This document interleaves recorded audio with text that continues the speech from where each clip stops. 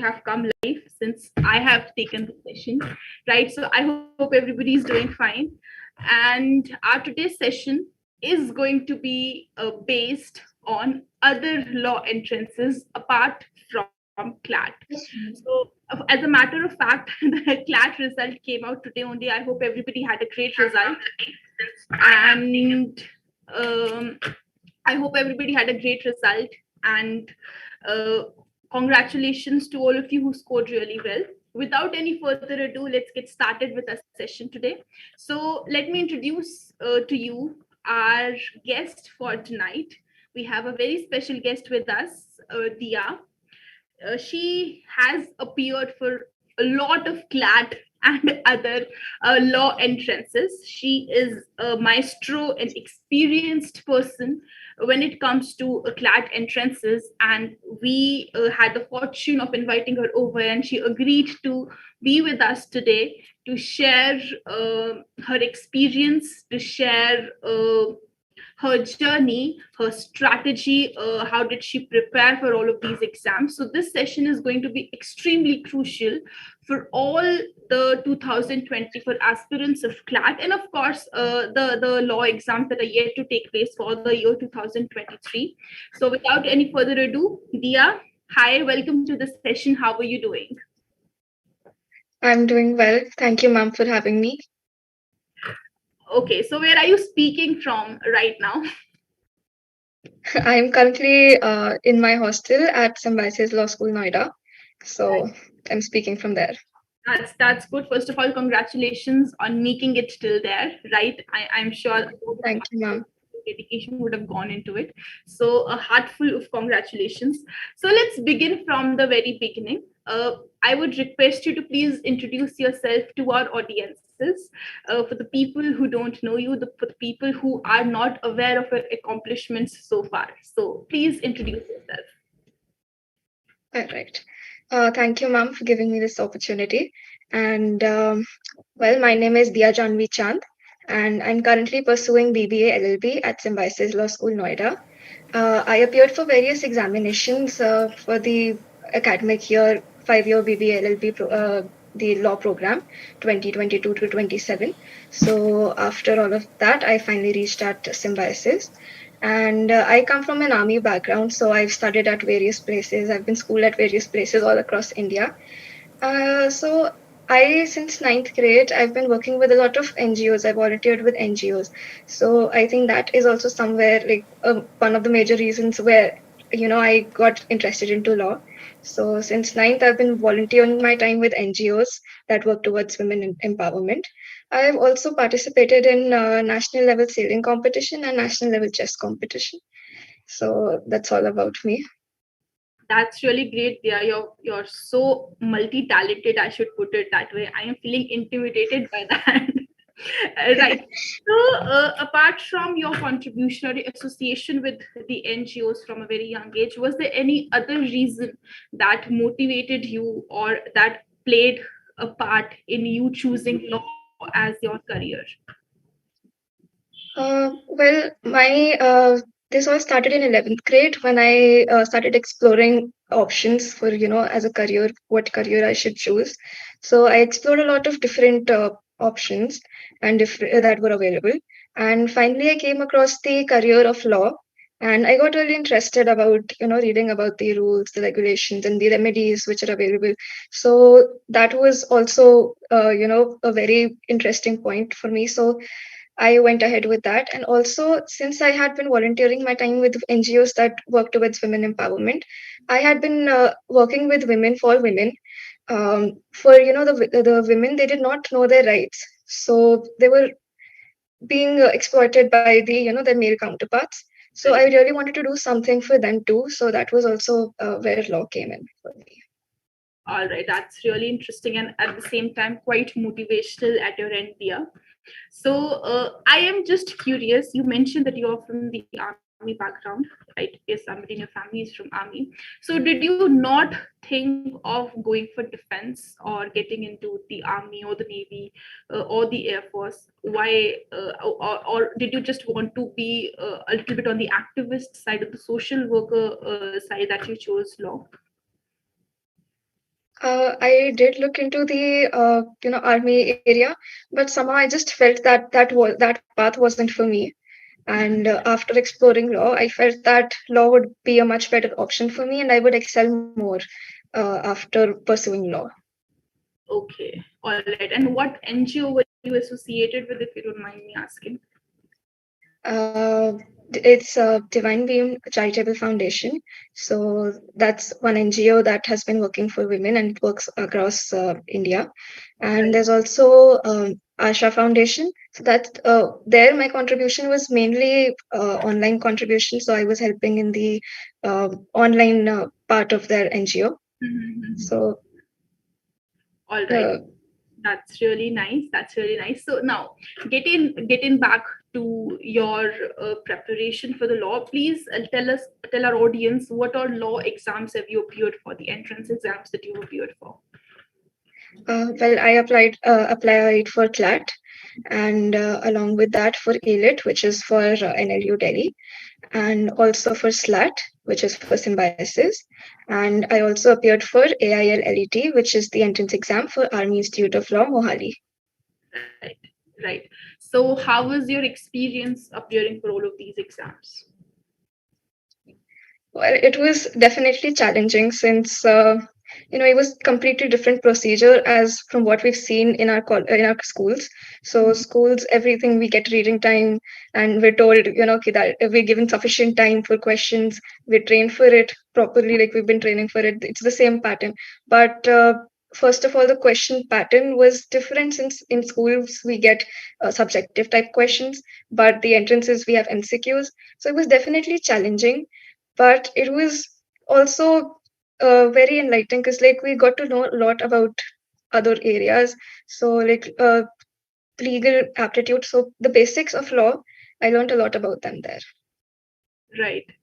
Uh, See, what I feel when anybody wants to go for law, they appear for CLAT, obviously, which is an entrance test for NLUs, national law universities. And I am pretty sure not a lot of people even know about other entrance exams apart from CLAT or AILET because they are always in the highlight.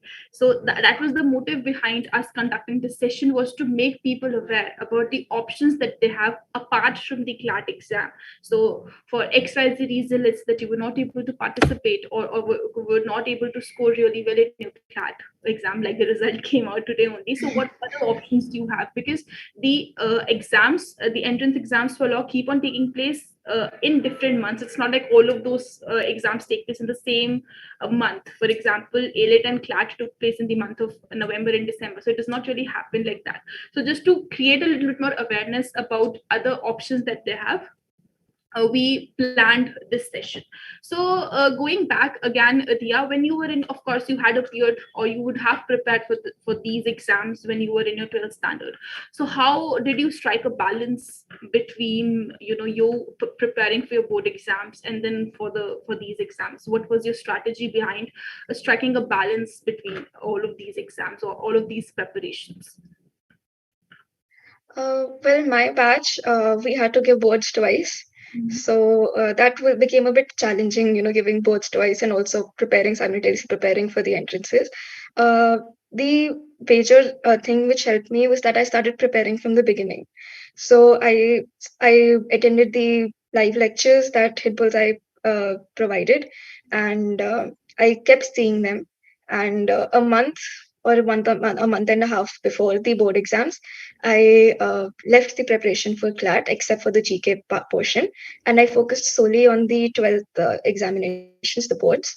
And after there was a period of I think 2 or 2.5 months in between both the boards, so I then again started studying about CLAT. Starting preparing about CLAT, and then again I repeated the same process once the second term started. Okay. So was it at all challenging for you to strike a balance between these preparations, or were you able to do it easily? Because of course we have a lot of aspirants who would be who are maybe preparing for the other non-CLAT exams for the year 23 or for CLAT, let's say 24. So for them, I would want to ask: was it easy or was it a bit challenging at times to strike a balance? It was definitely a bit challenging since we're always told that 12th boards are very important, and and the entrances, they're equally as important. So then it's always confusing what to focus on, right? You got the entire syllabus for CLAT in front of you, and you've also got the entire syllabus for 12th in front of you. So it's definitely challenging, a bit challenging to decide and to, not get distracted by the fact that there's a different portion of syllabus for you to cover for the other set of exams. But I think if planned properly, the a balance can be struck pretty easily. Yeah, because I feel whether I talk about CLAT or I talk about AILET or I talk about SLAT, the syllabus pretty much remains the same, right? You have four Yeah. sections. You have English. You have, like, if I speak in a layman's language, you have English. You have maths. You have reasoning. You have legal reasoning, logical reasoning, legal reasoning, and then you have current affairs or GK. So these are the five major sections that you have. I think it pertains the same for all of these entrances, or is there a difference? Yeah, it's generally same. The only difference comes that some entrances give more weightage to one section, or some may not give that much, or some give equal weightage to each and every section. So there's only a slight difference, but there's always these five major sections in the exam. Okay, so since we're focusing on the non-CLAT exams, let's talk about SLAT first, which is an entrance test for symbiosis. So, when you were preparing for SLAT, which particular section did you find to be most challenging or most difficult to prepare for? For me, the section of GK and current affairs was very difficult because I feel that GK is a very vast subject. So there's like no defined syllabus. Current affairs, there's always something new happening, there's always something important happening. So that was where it was very difficult for me to cope on. So that was the weakest section for me. Okay. And which section did you find to be the easiest? The section that you didn't have to put any effort at all to prepare? Or maybe a little effort. Let's be realistic. A little effort. Yeah. Yeah, that for me has to be logical reasoning. I found that very easy since there's always, you just have to find a system of how the question works. There's just a set of questions and you just have to learn how they work. You have to find out a system, and that was very easy for me. So that was definitely the section which went very great for me in all the exams. Right. Like, if I think from a logical point of view, if there's somebody who is in that 12th standard and that thinking of preparing or going for law, so of course the alien subjects for them would obviously be legal reasoning because they've not studied it before, right? And of course it'll be a little bit of logical reasoning because we don't tend to do that a lot during our schooling, right? We do get along with maths maybe till 10th standard or through the higher maths, and English is of course always there. So legal reasoning, logical reasoning, and I think a little bit of current affairs become a little bit of different from what an average student from CBSE, ICSE, or any other board has studied, right? So I think these would only be the challenging topics or the sections. And you said that you found logical reasoning to be easier. So that's really good. Yeah. Okay, so how did you prepare for, let's say, legal reasoning? Because, like I said, it's something that would have been new for you and that would be new for everyone who is preparing for law after their 12th standard. So, how did you prepare for the legal section? Well, HitBullsEye helped me a lot in that. So the lectures, the live lectures, we've got videos, and the live lectures are actually made available after 48 hours. And along with that, there's always reading material. There's section-wise tests. So that is what helped me a lot. Along with that, I also did purchase a self-study guide, uh, which I referred to. But for the legal area, I mostly refer to the videos that were there on HitBullsEye because it helped clear my concepts easily. So it was very easy to comprehend from there. Okay, all right. And if I talk about English, I mean, I quite frankly feel in English as well as a little bit of legal reasoning, your RC part I think is pretty much similar because for legal reasoning also you get a paragraph that you're supposed to read and answer, and then you in English also you have RCs. So did that support you anywhere when you were preparing for English or for the RC section? Did that help you for the legal part also, as far as the paragraph understanding or the reading part is concerned? Did that support you at all?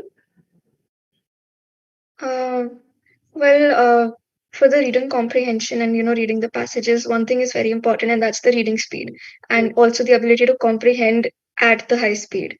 So since I was a child, I've always been reading literature, fiction, non-fiction. So uh, I didn't really have a problem with comprehending at the high speed. So there were a lot of practice questions on the HitBullsEye platform. So that helped me get an idea of how the questions in the exams were to come, and that really helped a lot. Okay, all right. So that was about the English.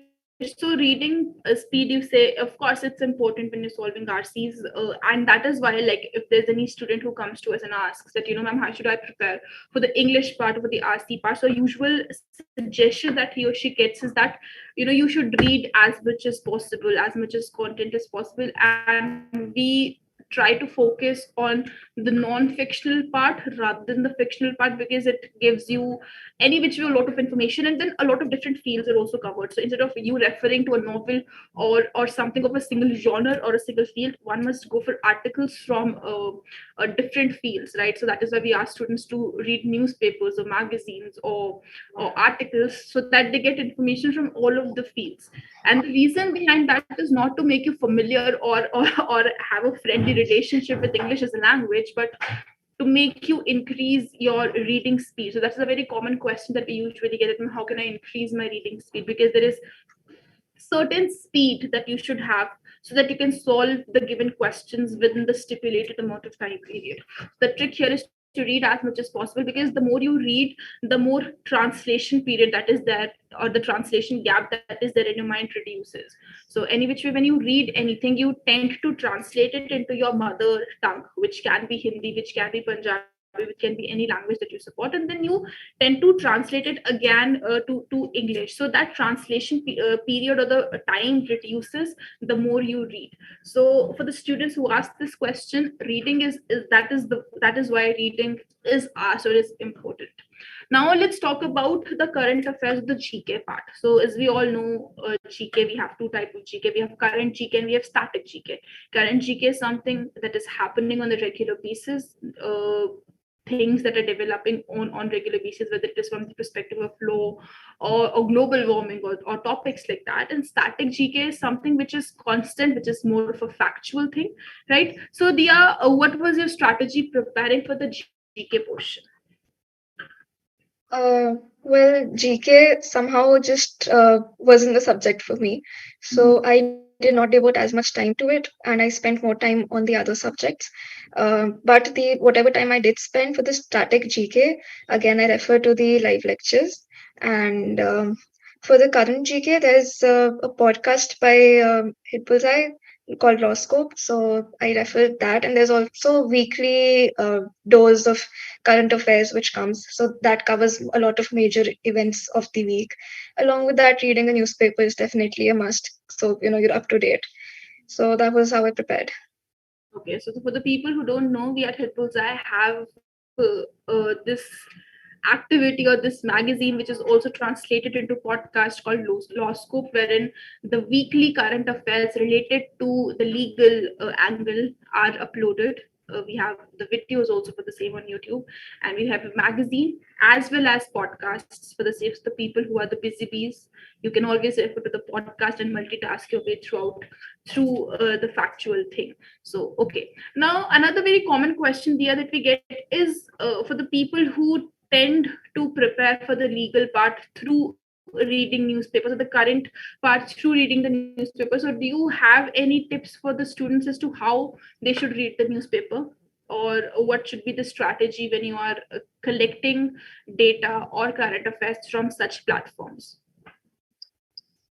Well, a newspaper is very big, so there's a lot of material inside the newspaper. And so, what I would prefer is that I go through the headings and see what all has been happening, and if there's something which interests me or something which I think is important, so I'll go ahead and read the entire article.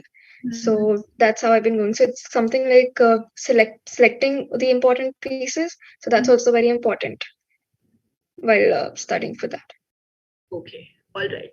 So let's talk about something which I feel is extremely crucial crucial whenever somebody is preparing for any competitive exam, which can be law, management, or any exam for that matter, and that is mocks. A lot of students tend to underestimate or not heed any attention to mocks. So since you are the expert here, you have gone through the entire process and have been selected, so I would want to ask you, what according to you is the significance of appearing for mocks when you're preparing for a competitive Question that you can take mocks or you cannot take mocks. Mocks should be a necessity, and they should be taken because when you take mocks, you learn a lot about the question paper pattern, the type of questions. You also understand where your weak points lie, where your strengths lie, and how management is in the question paper. Because I remember the first mock which I did not realize how quick the time went by, and it just went by, and I couldn't even attempt like almost half the paper. So that was all I attempted because I did not focus on the time. So mocks definitely also teach you about the time management, and it also helps in building a strategy for how you want to uh, do your paper, the exam, how you want to attempt it. You can also form your strategies based on mocks. So they're definitely very important. Right, right. So apart from whatever Tia has said, another very important, like there are few things, and mocks is not just to evaluate yourself where you stand or how you're performing or what your progress is so far. It also gives you a very good understanding about the syllabus, about the exam pattern. So for anyone who, let's say, is appearing for an exam for the very first time, mocks give you a reflection of how you're going to perform or how the D-day is going to be like. And for law exams, as far as my knowledge is, all of the law exams are in a pen and a paper mode. They're not in the CPT mode, right? So when you're appearing for mocks, it gives you an experience of how your exam day would be like, right? So you should appear for as many mocks as possible. And another very common mistake that a lot of students make is they start appearing for mocks when there's only 1 month or 2 months left for the exam, which is not right.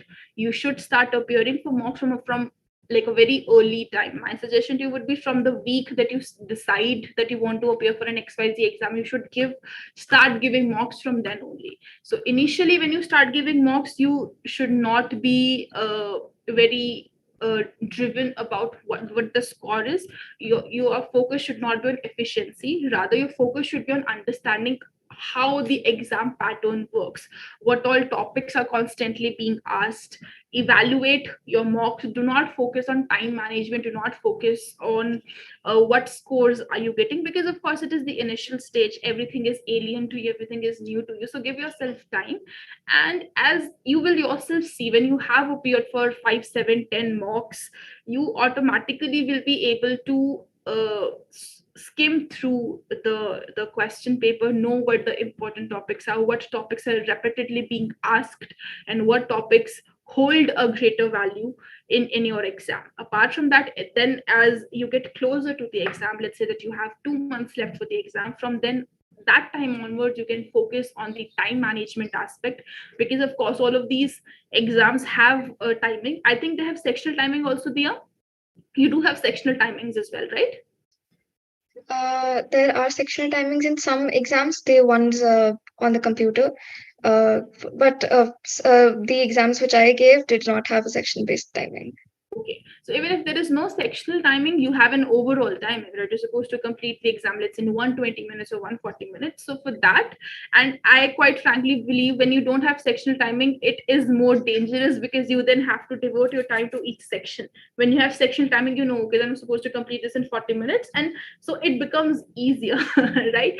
Another very important, so yeah, my suggestion to you, to guys, would be start giving mocks. Don't focus on accuracy, don't focus on how much time you are taking, and as you get closer to the exam you will understand that you automatically have improved in the time management aspect, as well as you will have a better understanding about the marking scheme, about the syllabus, about the topics. Another important aspect of mocks is it helps you identify your strengths and weaknesses. So all of these exams have negative marking. So any exam that has negative marking, you have to be very careful about the questions that you're attempting. And I am pretty sure Dia would agree with me on that, right? You have to be very careful on the set selection of the questions that you're choosing to select, because if by chance you're getting a wrong answer, you will get negative marking. So when you are appearing, Definitely.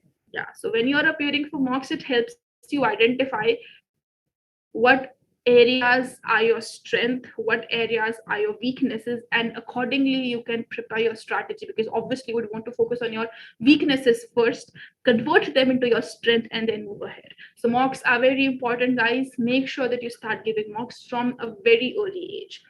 Age as in age from the exam point of view. Okay. Another important thing there that I would want for you to tell our audience would be what according to you is an ideal score initially when you start giving mocks, of course, because you cannot have an 100% score. So what according to you is a good score when you have initially started giving mocks? Well, I think that we shouldn't focus much on the score since when we start giving mocks initially, because since we're giving mocks from a very early stage, so we don't know the entire syllabus. So I think that in the initial stages, we should analyze the paper after giving the mocks and see like how much of an understanding we have gained of a concept, the accuracy that the if I've studied a topic, how many and if I've attempted like 10 questions of it, so how many of them are right and how many of them are wrong, in which aspect it is that I'm going wrong. So that would definitely help me get a better understanding of my strength and the weakness of like which topic is a stronger topic for me, which topic is a weaker topic, so that I can devote time accordingly. All right. Okay. So I think all of you would have gotten an idea about Dia's strategy, about how did she prepare for all these various CLAT as well as non-CLAT entrances. So Dia, let's talk about present now. Enough of past, enough of you, talking about things that have happened. Tell me, how's your life now? What is your schedule currently? Well, I think life is good. Definitely, there are always some bumps in between, but overall, I believe life is good. I'm into a college, and I love the new life I've come to experience. It's definitely a very new experience, and it's interesting because you're staying away from your family for the first time. You're on your own, so you get a lot of freedom, definitely, but also along with freedom, you're getting a lot of responsibility. Uh, and also along with that, the schedule. It's one thing that I've come to learn about law school is that you're always kept busy over here. There's always something new to read, there's always something to learn, there's always more to do. So schedule is always busy. Um, but overall it's a good life. Right. And what are your future plans now? Where do you see yourself? I'm going to ask a very interviewish question, but where do you see yourself, let's say, in the next 5 years or 4 years? Well, when I came into, when I explored about law, the various options I get after getting a law degree, the corporate sector really interested me. So as of now, I've gone in with the mindset of going into the corporate sector. However, 5 years is a very long time, and as of now, we really have a very basic knowledge of law. It's just the basics. So I think maybe in future, who knows that if I learn more about different types of laws, I might want to go into litigations. But as of now, I've gone into the course with the corporate sector in mind, and we'll see. That's also one of the reasons why I chose BBLLB over BLLB, because of the corporate sector. If you have another option, if law does not work out, you have management, you can get into MBA. And of course, and I feel it is a very nice setup to work in when you're working as a consultant, because that is pretty popular, it pays you well as well, and of course the opportunities, the learning factor is humongous when you're working as a consultant or as a lawyer for a corporate, for a particular company, for an MNC. That's a good field. So gone are the days where people used to think of lawyers and judges just restricted to district courts or the state courts. You have way beyond opportunities waiting for you, even in the field of law, right? It's not all boring order and stuff. Yeah. Okay. So, Dia, what was your parents' reaction when they came to know that you've been shortlisted for SLS Noida? Please tell us, because I quite honestly feel that parents play a crucial role in every child's academic life, initially, at least till 12th standard. They are behind you, and especially when you're the firstborn. I am the firstborn in my family. I know how strict the parents are for the first one. So, how what was the parents' reaction? Well, they were happy, and because Symbiosis were also one of the colleges which I wanted to get in. That was one of my top choices. So they were very happy for me that I got in. They were proud of me for, getting into the college I wanted to. So definitely very supportive there. Right, amazing, amazing. So we are almost towards the end of the session. I have taken enough of your time now. So what I would want, the last question would be, what message would you want to give to your 2024 aspirants for CLAT, AILET, or for other non-CLAT exams that are supposed to happen, like SLAT is supposed to happen next year in 23? So what would be your feedback or suggestion to our new aspirants? Well, the first thing would definitely be to start preparation from the beginning itself and not delay it till the end. And as ma'am said, mocks very important. So start giving them from the early stages itself. And I would also advise you not to get confused between the 12th board exams and the entrances, because it is actually quite manageable if you plan it accordingly. And overall, and also it's not just NLUs that are there. We do have a lot of other options, and they're also equally good options. So it's not that if you don't get into NLU, you won't become a good lawyer. There are equally good options. So you can go into it, and it basically depends on you. And if you do great at the college, you'll definitely come out with flying colors, and 5 years later, you'd probably be, a very good lawyer or an advocate, or you would have achieved your dream. Yeah, I mean, I quite frankly feel that you should have a vision about what you want to do. You cannot sail in multiple boats at the same time. So even if you're focusing on law, like she said, you have ample of options apart from CLAT. You can do better in a non NLU institute as well, as long as you have your goal very clear, as long as you know what you want from what you're doing currently. So and I understand, see what happens, and I quite honestly do agree, is the people who are coming out of the 12th standard, these exams are the first exams that they're appearing for, right? So it becomes even difficult for them to comprehend that, how am I supposed to appear for this exam, how would I go ahead with that? So won't you agree with me on that? Yeah, it's definitely because the exam pattern is completely different, and the time allotted, the time given, it's a lot different, and it's definitely a new experience. It is not like the 12th board exams. So, but with ample preparations, we can definitely ace it. Chaliye. Okay, Dia, thank you so much for joining us today. I hope all the students got to learn something new, had something to take away from today's session. There'll be ample of students watching it later, right after the live has been done. So thank you so much, and I wish you all the best for your future.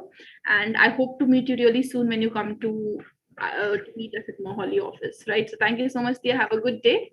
Good night. Thank you, ma'am. Thank you for having me here. All right, guys, thank you so much for joining us tonight. Have a good weekend. Merry